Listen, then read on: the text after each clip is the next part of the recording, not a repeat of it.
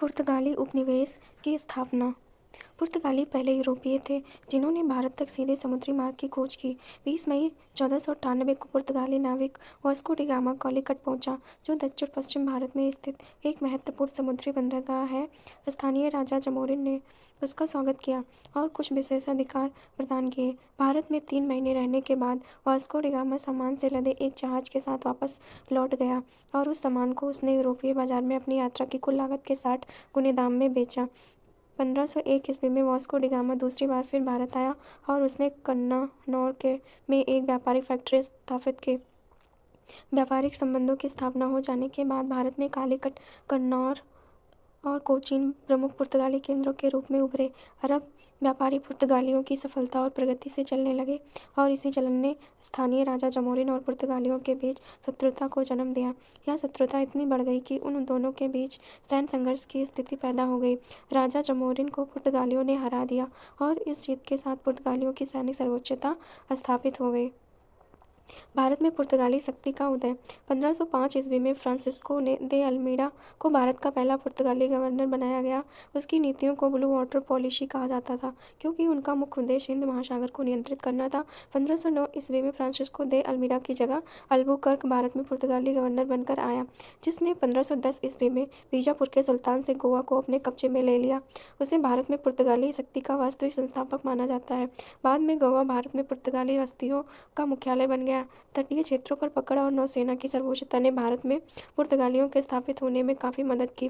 16वीं सदी के अंत तक पुर्तगालियों ने केवल गोवा, दमन दीव और साल्सेट पर कब्जा कर लिया, बल्कि भारतीय तट के सारे विस्तृत बहुत बड़े क्षेत्र को भी अपने प्रभाव में ले लिया। पुर्तगाली शक्ति का पतन। भारत में पुर्तगाली शक्ति अधिक समय तक टिक नहीं सकी क्योंकि नए यूरोपीय व्यापारिक प्रतिद्वंदियों ने उनके सामने चुनौती पेश कर दी। विभिन्न व्यापारिक प्रतिद्वंदियों के माध्यम से हुए संघर्ष में पुर्तगालियों को अपने से शक्तिशाली और व्यापारिक दृष्टि से अधिक सक्षम प्रतिद्वंदी के समक्ष समर्पण करना पड़ा और धीरे धीरे वे सीमित क्षेत्रों तक सिमट कर रह गए। पुर्तगाली शक्ति के पतन के मुख्य कारण। भारत में पुर्तगाली शक्ति के पतन के प्रमुख कारणों में निम्नलिखित शामिल हैं। पुर्तगाल एक देश के रूप में इतना छोटा था कि वह अपने देश से दूर स्थित व्यापारिक कॉलोनी के भार को वहन नहीं कर सकता था। उनकी समुद्री डाकुओं के रूप में प्रसिद्धि ने स्थानीय शासकों के मन में उनके विरुद्ध शत्रुता का भाव पैदा कर दिया। पुर्तगालियों की कठोर धार्मिक नीति ने उन्हें भारत के हिंदू और मुसलमानों दोनों से दूर कर दिया। इसके अतिरिक्त डच और ब्रिटिशों के भारत में आगमन ने भी पुर्तगालियों के पतन में योगदान दिया। विडंबना यह है कि पुर्तगाली शक्ति, जो भारत में सबसे पहले आने वाली यूरोपीय शक्ति थी, वही 1961 ईस्वी में भारत से लौटने वाली अंतिम यूरोपीय शक्ति भी थी, जब भारत सरकार ने गोवा, दमन और दीव को उनसे पुनः अपने कब्जे में ले लिया।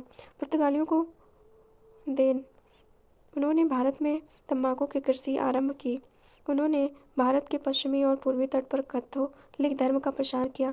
उन्होंने 1556 ईस्वी में गोवा में भारत की पहली प्रिंटिंग प्रेस की स्थापना की। द इंडियन मेडिसिनल प्लांट्स पहला वैज्ञानिक कार्य था जिसका प्रकाशन 1563 ईस्वी में गोवा से किया गया। सर्वप्रथम उन्होंने ही कॉर्टेज प्रणाली के माध्यम से यह बताया कि कैसे समुद्र और समुद्री व्यापार पर सर्वोच्चता स्थापित की जाए। इस प्रणाली के तहत कोई भी जहाज अगर पुर्तगाली क्षेत्रों से गुजरता है तो उसे पुर्तगालियों से परमिट लेना पड़ेगा, अन्यथा उन्हें पकड़ा जा सकता है। वे भारत और एशिया में ईसाई धर्म का प्रचार करने वाले प्रथम यूरोपीय थे।